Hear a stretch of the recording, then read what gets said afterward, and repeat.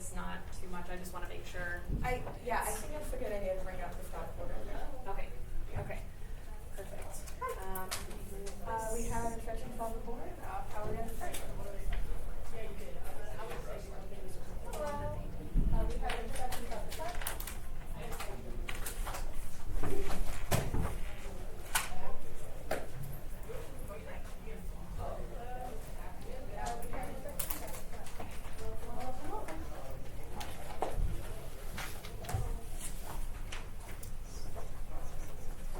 Oh, Neil deGrasse Tyson.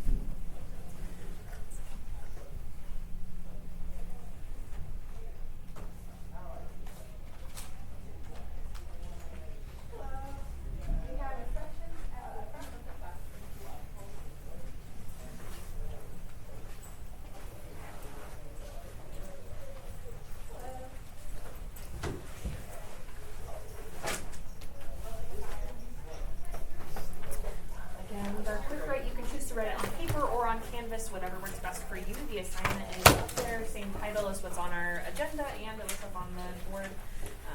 But in either case, our quick write is over on the back board. Also on Canvas if you would like highlighted.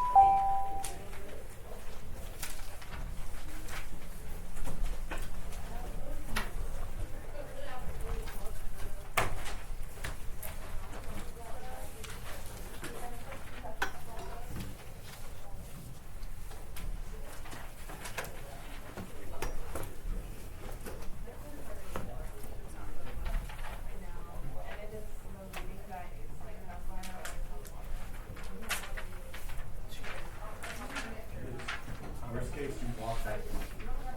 Usually it works.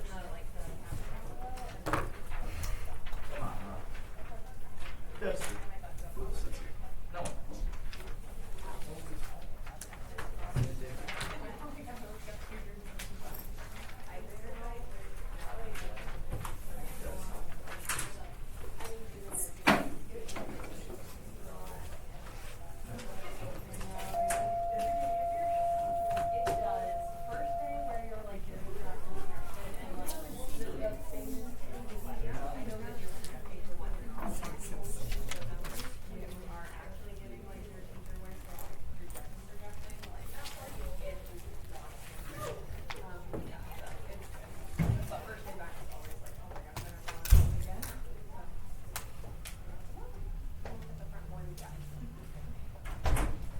Hello, everyone. So, as you hopefully all saw, we are going to be taking a copy of Self-Reliance from the side table, and we have a quick write at the back.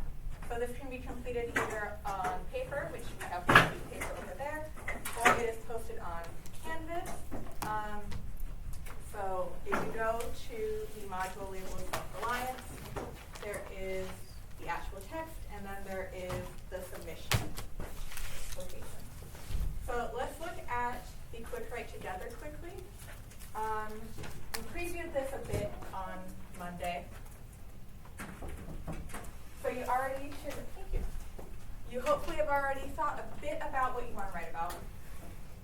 Think about a place, object, or activity that has become such a normal part of your life that you do not think about it much anymore. For example, this might be your bedroom, your cell phone, walking. You need to describe it in detail and what it means to you personally. And then think about, would other people think about it in the same way? So this should be 3 to 6 complete sentences. You're thinking about something that is such a normal part of your life that you don't really think about it much anymore. And thinking about taking a step back to really think about it and what it means to you and what it might mean to other people. We're going to take 5 minutes on that.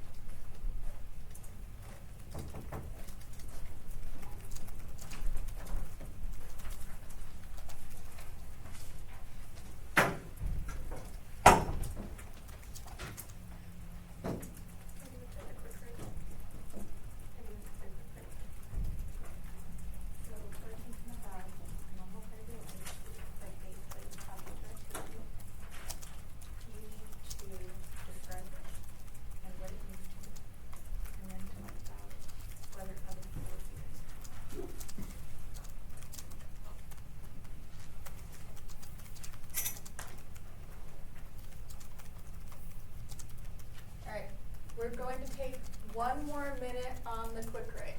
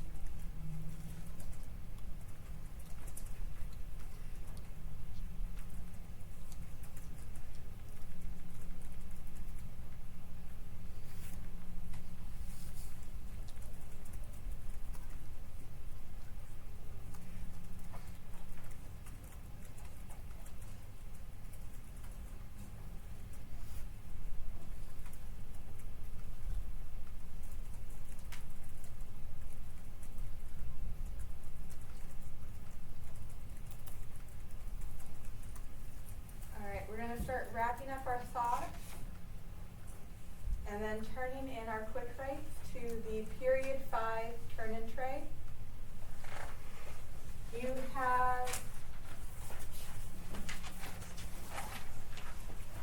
have to get some version of the worksheet. There is a paper version over here, but there is also a digital version on Canvas if you would prefer. You guys need one version.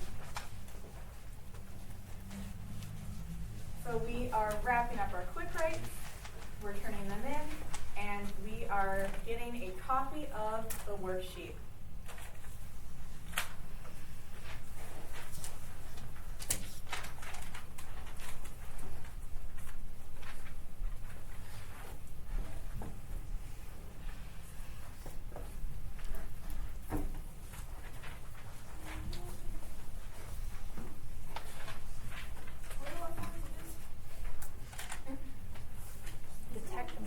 on the assignment. I think the link says excerpt at the very bottom.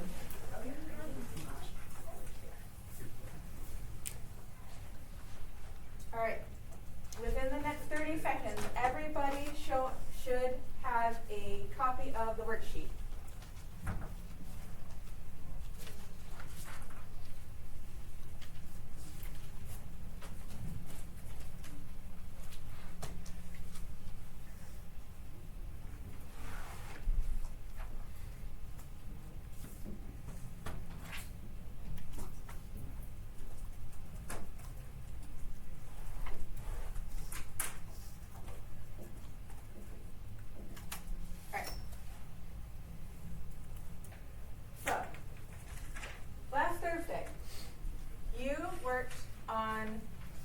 Biography worksheet of Emerson, learned who he was.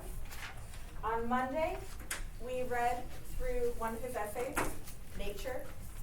Today, we're going to be reading through another one of his essays, Self-Reliance.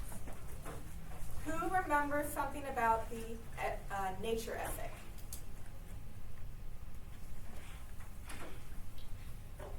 Any? Yeah. He used it for comfort and protection. Right. He saw nature as a source of comfort and protection. What else do we remember from the nature essay? Then he says a way to get closer to God.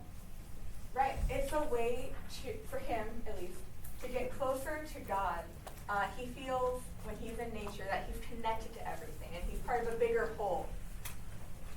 So that essay, Nature, does a really good job at showing how Emerson connected to the transcendental belief of the importance and spirituality of nature. Today, in his essay Self-Reliance, we are going to be seeing how he connects to the belief of self-reliance. Kind of self-explanatory. But this is a really important one for Emerson's writing.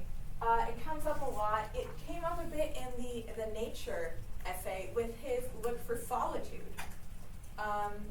We're going to see in this essay why solitude is so important to him. All right, I am going to be reading through the essay and pausing to help discuss, talk through it, and tell you when to work on certain questions. What I need you to do as I'm reading is follow along on your own copies. All right? Can we do that? Lovely. There is a time in every man's education when he arrives at the conviction that envy is ignorance, that imitation is suicide, that he must take himself for better, for worse, as his portion. That though the wide universe is full of good, no kernel of nourishing corn can come to him, but through his toil bestowed on that plot of ground which was given to him to till. The power which resides in him is new in nature, and none but he knows what that is which he can do, nor does he know until he has tried. Not for nothing, one face, one character, one fact makes much impression on him, and another none. This sculpture in the memory is not without pre-established harmony. The eye was placed where one ray should fall, that it might testify of that particular ray. All right, we're going to pause there and consider what Emerson is trying to do with this essay. Who knows what a thesis statement is? Has anyone heard that term before? A thesis. Isn't it just a statement that summarizes the whole thing? Exactly. It is a usually single sentence statement that summarizes what an author intends to argue in an essay. So we are going to be looking for the thesis statement in this essay, which is within this paragraph. What sentence do we think is the thesis statement of this essay? I think there are only 3 or 4 of them, so you have a pretty good choice, or a pretty good chance of getting it if you try. The power which resides in him is new in nature, and none but he knows what that is which he can do, nor does he know until he has tried. That is right on the money. The power which resides in him is new in nature, and none but he knows what that is which he can do, nor does he know until he has tried. So, for question number 1, you are going to be rewriting this thesis statement in your own words. Maybe a more modern version of it, or a more simplified version of it. So we need to consider what he's actually trying to say. He starts off the essay by saying, there is a time in every man's education when he arrives at the conviction that envy is ignorance, that imitation is suicide, that he must take himself for better, for worse, as his portion. Those statements, that envy is ignorance, that imitation is suicide. What does he mean by that? Look for your power inside yourself instead of others. Right. Look for your power inside yourself instead of others.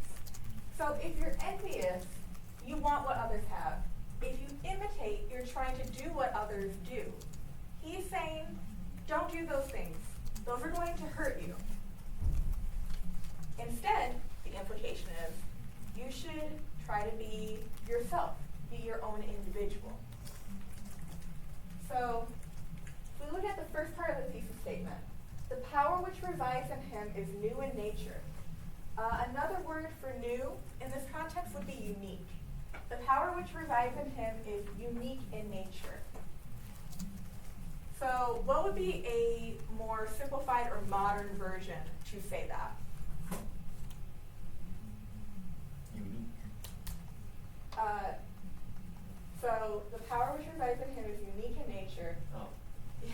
The whole thing, yeah. What would be a more modern way to say that?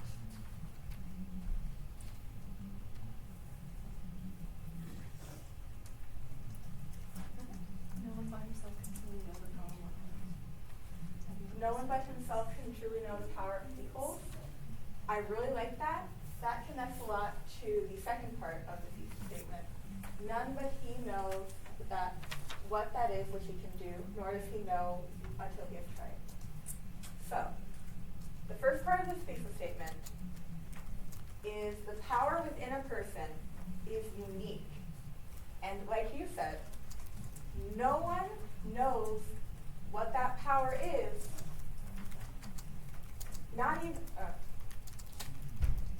Nobody can know what that potential is within a person, that power is within a person. Not even that person themselves until they have tried.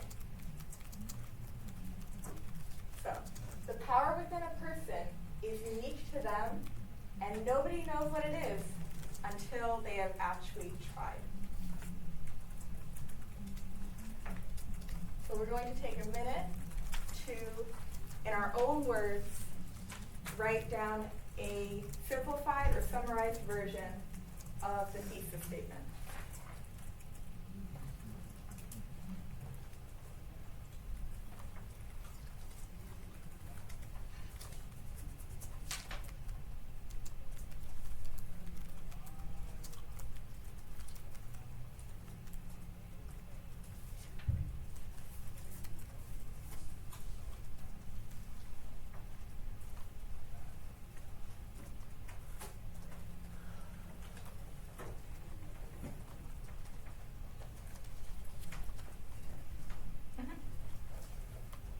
Is that the thesis statement what's highlighted? Yeah, what I have highlighted is the original thesis statement, Okay. so you're going to be rewriting that.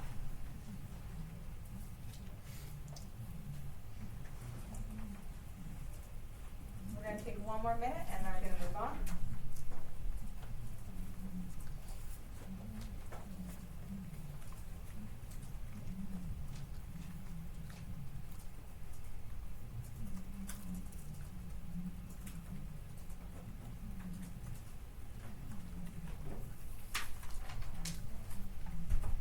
All right. We but half express ourselves, and we are ashamed of that divine idea which each of us represents. It may be safely trusted as proportionate and of good issues, and so it be faithfully imparted. But God will not have his work made manifest by cowards. A man is relieved and gay when he has put his heart into his work and done his best. But what he has said or done otherwise shall give him no peace. It is a deliverance which does not deliver. In the attempt, his genius deserts him. No muse befriends, no invention, no hope. All right. So, we look at this divine idea. What Emerson means by that is that everyone has a certain inherent goodness and potential within themselves. He believes that all people are inherently good. Not everyone believes this. In fact, the Puritans had a very different perspective. If we think back to young Goodman Brown, what did Nathaniel Hawthorne think was at the core of every person?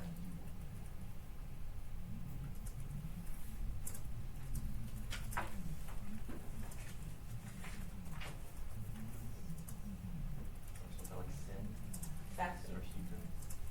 Nathaniel Hawthorne and the Puritans in general didn't think of people as inherently good, but as inherently sinful. So that Emerson believes in the inherent goodness is an example of his transcendentalism, specifically the belief of idealism, that there is good in the world and that we should look for good.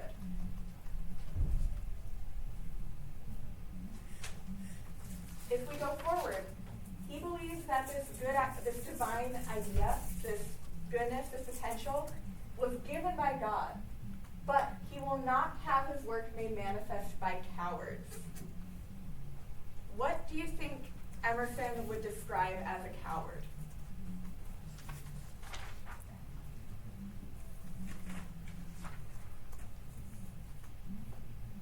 What would a coward be to Emerson? One who does not express who they truly are. Right. One who does not express who they truly are. One who doesn't live as an individual. So a coward would conform. So he's saying, in order to reach your full potential, you need to be an individual. It's really interesting that he attributes all these things to God. If we think back to the Puritans, obviously God was very important in their lives. They attributed everything to God. And if we think back to Emerson's early life, what were the jobs that he had before he was a lecturer? He was a teacher. He was a teacher at a religious girls' school. And he was also a Unitarian preacher, which is a sect of Christianity. But he moved away from that after his wife died. So you can see here, he didn't fully reject the idea that there is a God, that there is a higher power, but he rejected organized religion, which is essentially the social version of religion.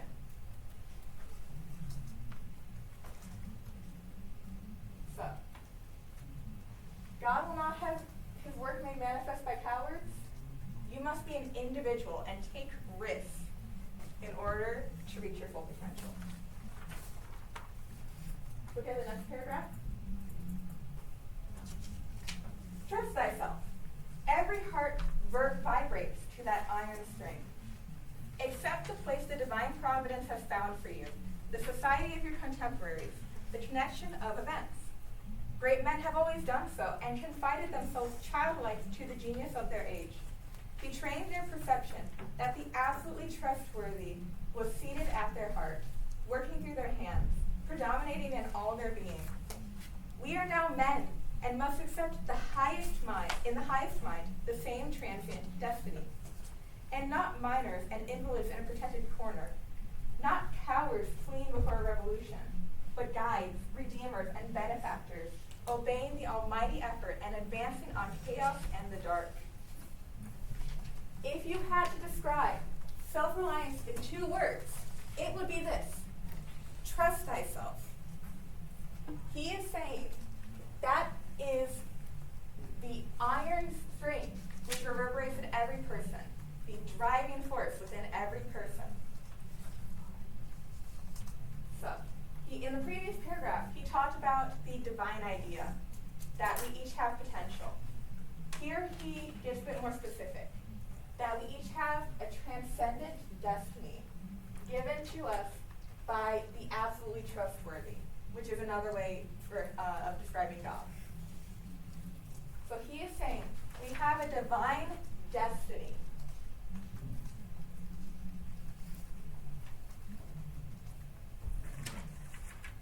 That we must achieve.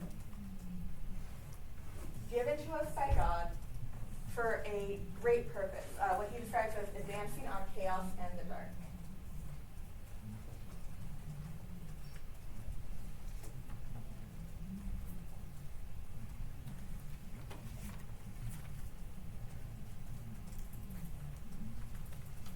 So that is what he believes.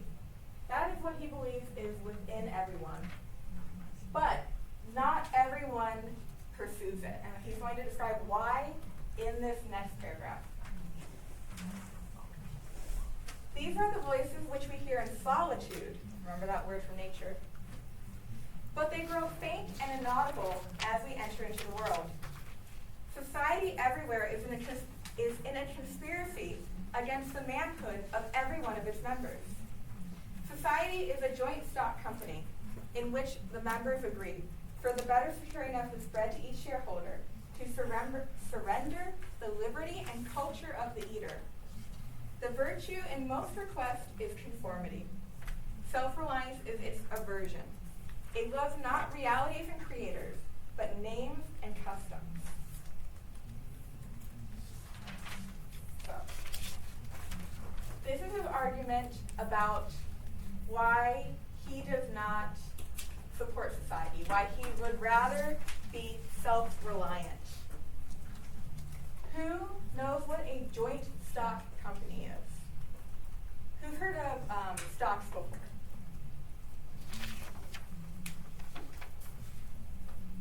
Would anybody be willing to describe what a stock is? Yeah? A share. Right. So if you own a stock, you own a share in a company, a part of that company. So rather than owning the whole company, you own part of it. And everyone who owns a share has an interest in that company succeeding. So if society is a joint stock company, being self-reliant is like owning your own company. So society guarantees that you're going to have better securing of your bread. You're going to have more of your daily needs met. More likely to be able to live comfortably. But it requires a sacrifice. To surrender the liberty and culture of the eater. And conformity.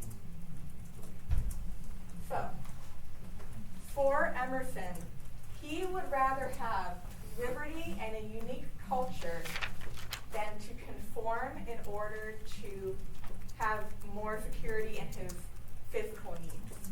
That's a prime example of the idealism of the transcendentalist, that he is prioritizing his inner self more than his physical self. If we look at question number 2, what is one benefit and one drawback of living in a large society that Emerson describes? In your opinion, what is one other benefit and one other drawback? You're going to need to be specific and answer in at least 3 complete sentences.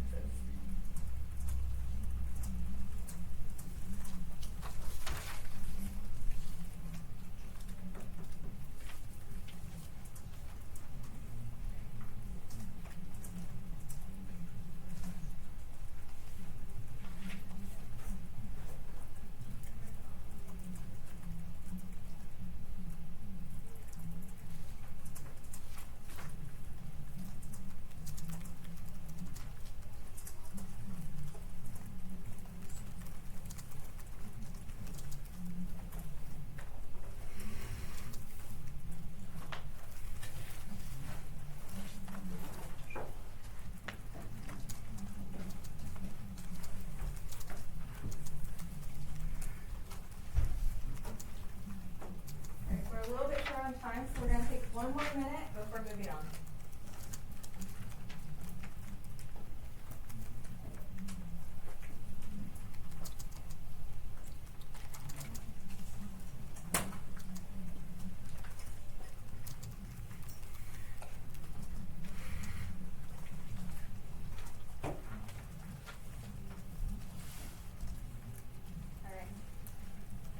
Paragraph 4. Whoso would be a man must be a nonconformist. He who would gather immortal palms must not be hindered by the name of goodness, but must explore it to be goodness. Nothing is at last sacred but the integrity of your own mind. Absolve you to yourself, and you shall have suffrage of the world. So he uses the phrase, gather immortal palms. Which is a bit of a confusing one. It relies on symbolism we don't use much anymore. But essentially, by that he means to be remembered and praised throughout history. Palms are sometimes a symbol for reverence. So, if you want to be remembered and praised, you cannot be hindered by the name of goodness, but explore it to be goodness. What do we think he's defining as the difference between those two things?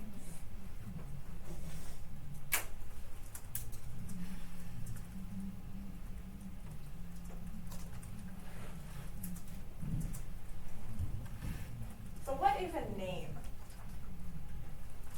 It is something that we all agree describes something.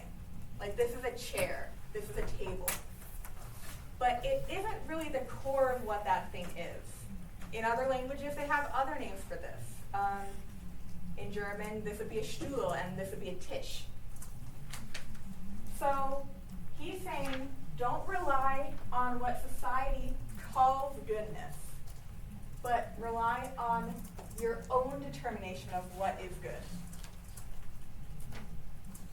He says, nothing is sacred but the integrity of your own mind.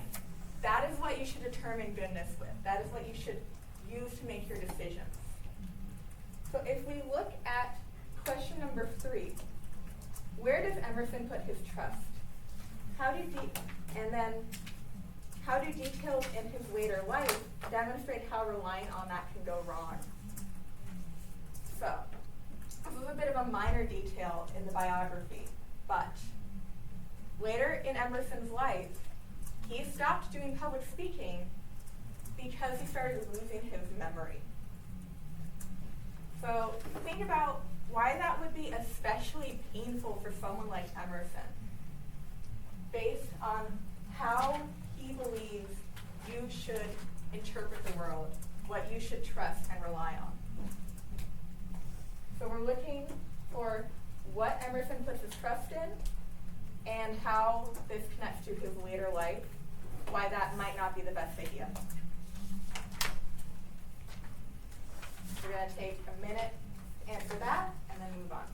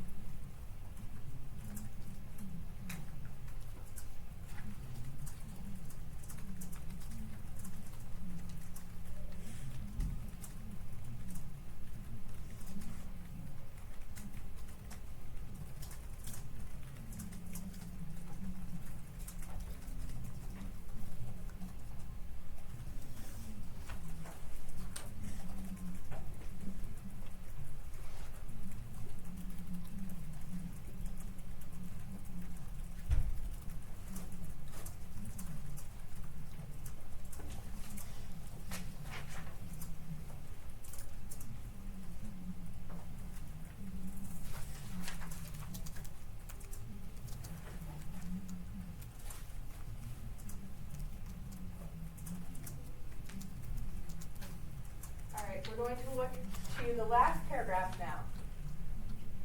A foolish consistency is the hobgoblin of little minds, adored by little statesmen and philosophers and divine. With consistency, a great soul has simply nothing to do. He may as well concern himself with his shadow on the wall.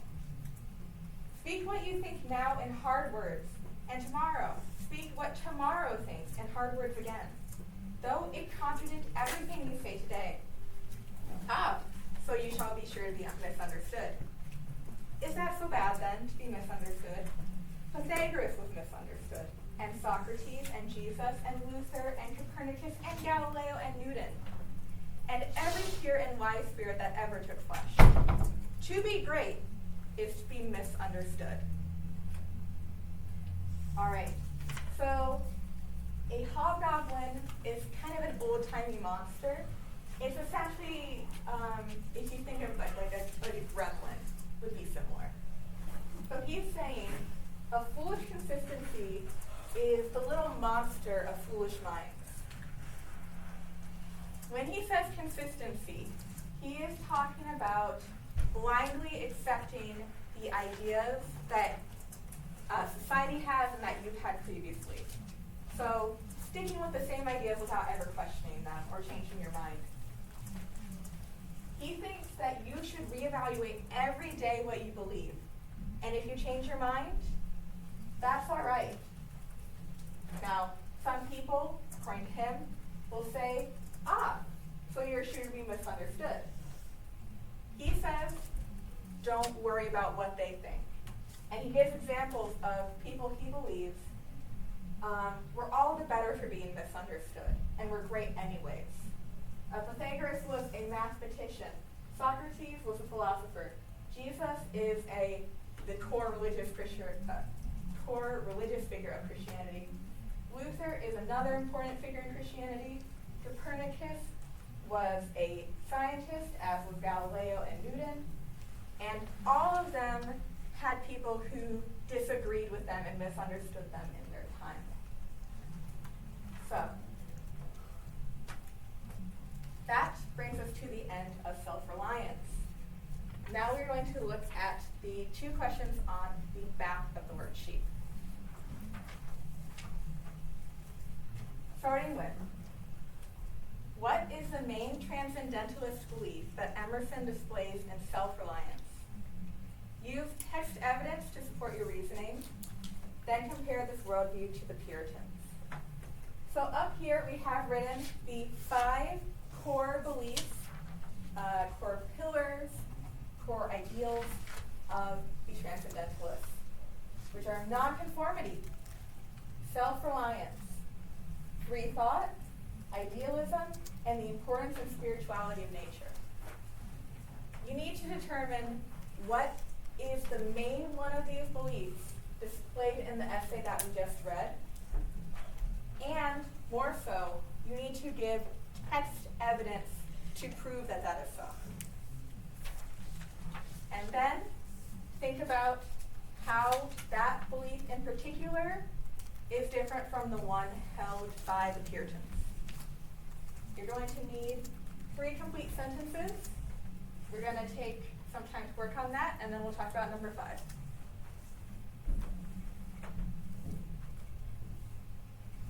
Again, keep in mind on Monday when we did our introduction for each of those 5 values, we talked already in our chart about the opposite. So just think about what the opposite of that value was, what the Puritans practiced in their life instead of the Transcendentalists.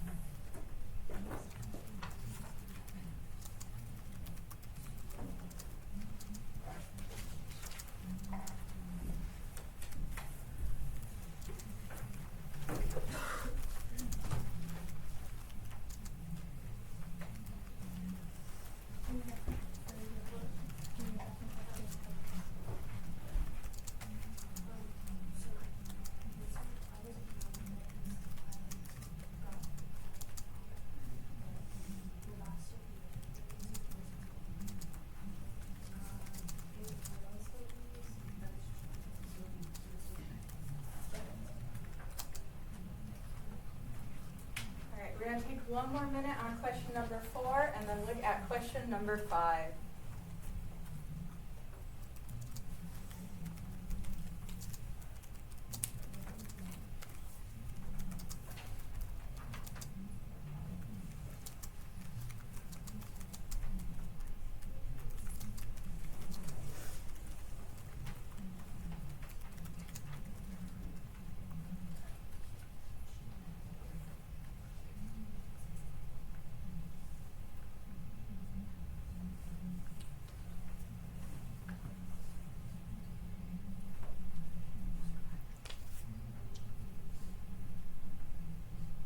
Alright, so looking at question number 5, Emerson argues that a person's life does not reach its full potential until they express themselves as an individual without caring about the expectations of society.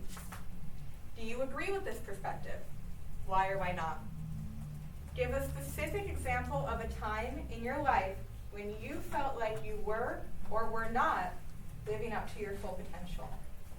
And then you have, depending on whether you picked that you were living up to your potential or were not living up to your potential, you either write about if you were satisfied, what experiences brought you to that point, and can everyone unlock their potential in this way?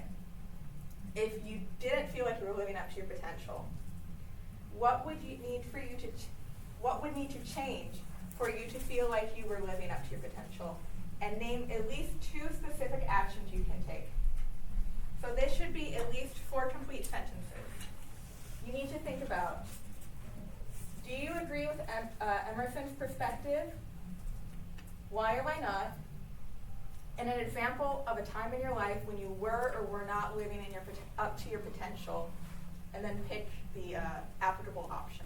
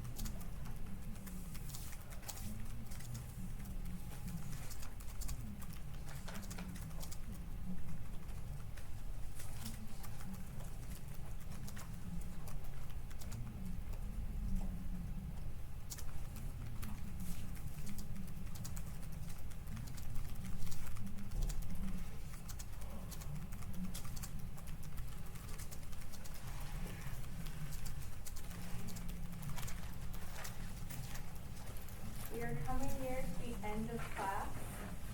If you have completed your worksheet, if you have a physical version, you can turn it into the 5th period tray. If you have digital version, you can turn it into Canvas. If you have not completed your worksheet, it will be due before class tomorrow. You have a little bit more time, so feel free to keep working on the worksheet or your quick write.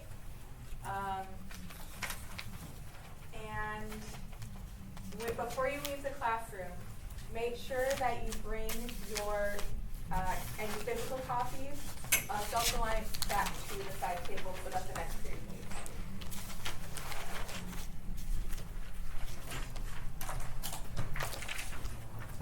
We do still have about 3 minutes left, so if you're working on that last question, we've got a little bit time left to get that done.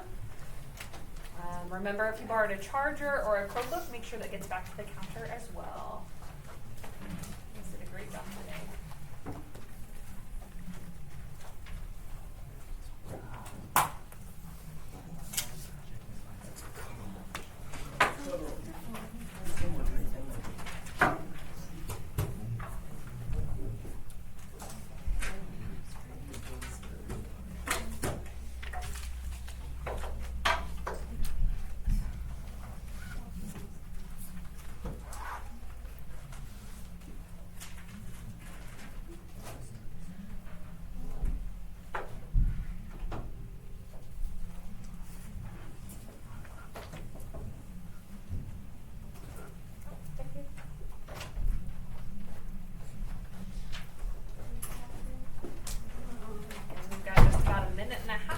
To make sure you have all your things together, and anything you borrow gets back to where it belongs.